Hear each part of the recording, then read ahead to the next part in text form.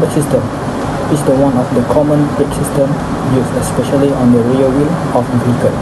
It works by using friction between the brake shoe and the rotating brake drum to slow down or stop the vehicle. When the driver presses the brake pedal, hydraulic pressure from the master cylinder pushes the piston inside the wheel cylinder. This causes the brake shoe to move outward and press against the inner surface of the drum, producing friction that slows the wheel rotation. The main components involved are the brake drum, brake shoe, and lining, with the spring, piston, handbrake lever, and adjuster assembly. Understanding the working principle and maintenance of this system is very important to ensure safety and efficiency of the braking system in a vehicle. That's all from the introduction. Next, my teammate will explain about the procedure for removing the drum brake assembly.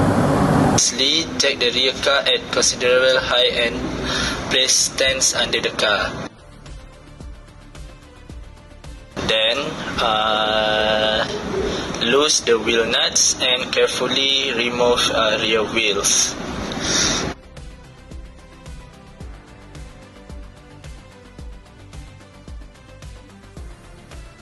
Then loose two screw bolts. Now the two bolts on the caliper are loose. After that, take off the caliper and the brake drum. By using proper tools, screw the four nuts at the back of the wheel stud.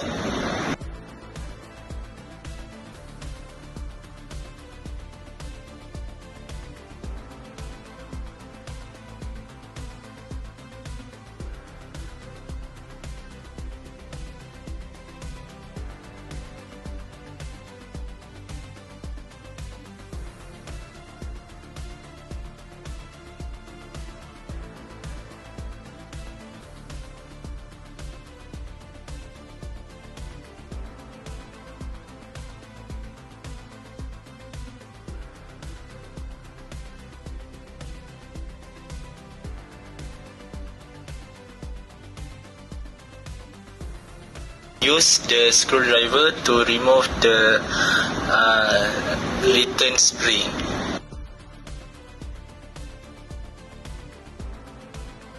Then remove hold down spring by using a plier.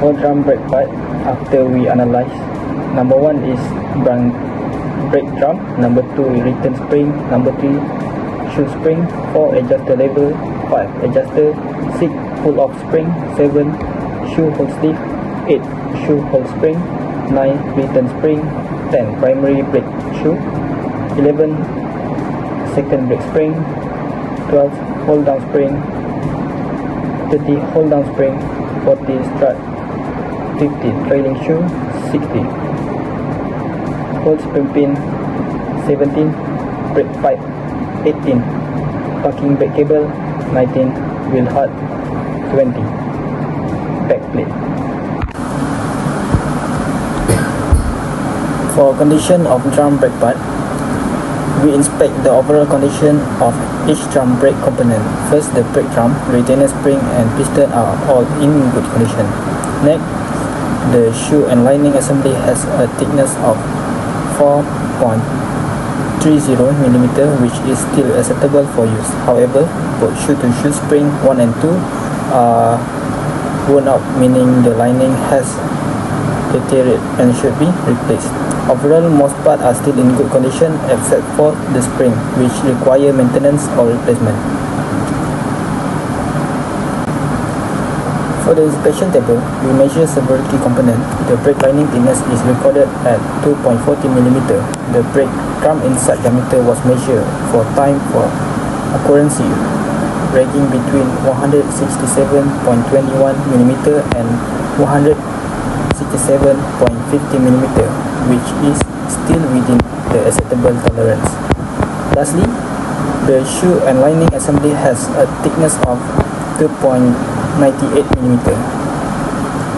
From this result, we can conclude that the braking system is still functional, but the friction lining is getting thinner and should be replaced soon to maintain braking efficiency. For the discussion, first one is, based on my finding, the brake shoe lining is quite thin at about 3.2 mm, which is less than the standard 4.4 mm. It's worn down and should be replaced with a new one to make sure the brake works safely and smoothly. For the second, the brake drum inside diameter measurements are 167.50 mm, and the second measurement is 167.47 mm, and the third measurement is 166.50 mm, and the last measurement is 167.32 mm. These values are still within the safe limit, showing that the drum is in good condition and can continue to be used. For the third answer is, if a deep crack is found on the brake drum, it should not be repaired because it's unsafe. The drum could break when braking, so it's better to replace it with a new one to keep the brakes working safely. And lastly, drum brakes are cheaper and easier to take care of. They give strong braking power with less pressure on the pedal and work really well as a handbrake. Okay, so for the conclusion, in this experiment, we learned how to inspect, remove and reinstall a drum brake system in a more practical and detailed way. During the inspection, we discovered that the brake shoe lining was already worn out and needed to be replaced, while the brake drum was still in a good condition and safe to use. This finding shows how important regular maintenance and inspection are in keeping the braking system reliable and effective. Through this lab, we also gain real hands-on experience in understanding how each component of the drum brake works and how proper servicing helps maintaining safety and performance. In addition, we learned that drum brakes have several advantages. They are more affordable, easier to maintain, provide strong braking power with less pedal effort, and function very well as a handbrake.